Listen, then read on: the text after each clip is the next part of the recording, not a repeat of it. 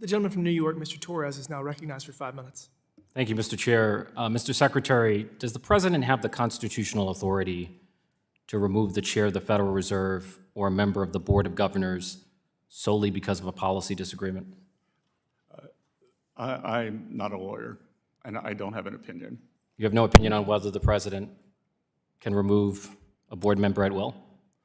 Well, I believe if the board member has committed... No, just in general. I'm not asking about a particular case. I'm asking... Or malfeasance. I'm asking about the President's general authority. Let me ask it differently. Do you believe that the unitary executive theory applies to the Federal Reserve?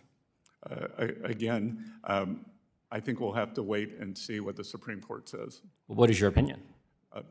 I'm not a lawyer. What is the administration's opinion? There are varying opinions in the administration. What's the prevailing opinion? The official opinion? Again, we'll have to see. Do you consider the Federal Reserve an executive agency or a legislative agency? I consider it an independent agency. So neither executive nor legislative? So we'll see. Therefore independent of presidential control. So it sounds like you do have an opinion. Again, we will see, Congressman. Okay, thank you for establishing the independence of the Federal Reserve. I do believe that the Federal Reserve has to maintain credibility and be like Caesar's wife, beyond reproach. And undermining the independence of the Federal Reserve is a threat to that credibility. So I know you're no fan of the New York Times, but let me proceed. Let me reclaim my time. The Wall Street Journal, which is hardly a leftist publication, published an article with the following headline, quote, "Trump claims factory construction is up, contradicting U.S. data." The article then goes on to note, quote, "President Trump claimed that the U.S. factory construction is up by 41%, a number that doesn't appear to be supported by the government's own data." One of the stated policy objectives of the Trump tariffs is to bring back manufacturing jobs. Yet since the so-called Liberation Day tariffs of April 2025, we've seen the net loss of manufacturing jobs. Do you know how many net manufacturing jobs have been lost since April 2025 under your watch? Well, a couple of things. Manufacturing operates with very long leads. What's the number? Is there a number? I believe it's about 67,000. 70,000. Yes. 70,000 jobs lost. So, but again, despite the stated objective. Let me proceed. I'm going to reclaim my time. Flip a switch. I'm going to reclaim my time. Let me reclaim my time.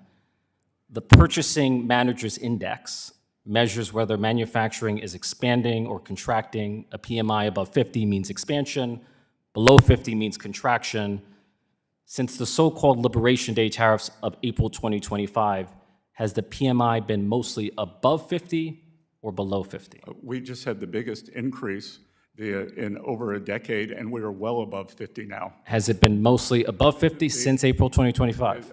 Again, long and variable lead times in manufacturing that you may represent. Let me ask it differently. Financial center, not a manufacturing. Since April 2025, for how many months has the PMI been below 50? Where are we now?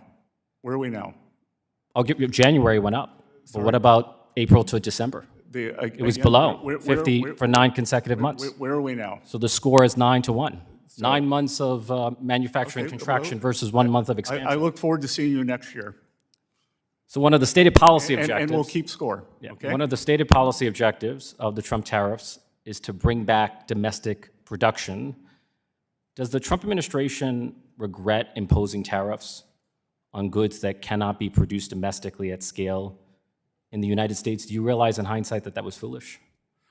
Do you realize that we use the leverage to bring down tariffs from other countries to take down non-tariff barriers? Tariffs on bananas gave you leverage?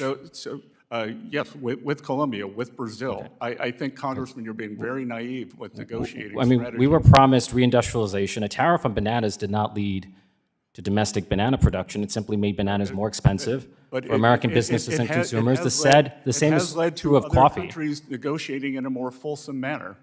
Are you willing to commit to no longer imposing tariffs on any product that has neither a domestic substitute nor a national security rationale? That would be the definition of foolish in a negotiation. So you're not willing. You're willing to impose tariffs that make more expensive goods that we cannot domestically produce here in the United States, again, and that have no national.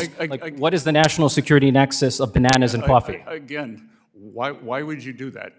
There are numerous things when you negotiate with Indonesia. There are things that are only made in Indonesia, but the Indonesians brought down their tariff barriers or non-tariff barriers. I get it. And- We have to make bananas great again. I get it. Thank you, Mr. Secretary. Yep.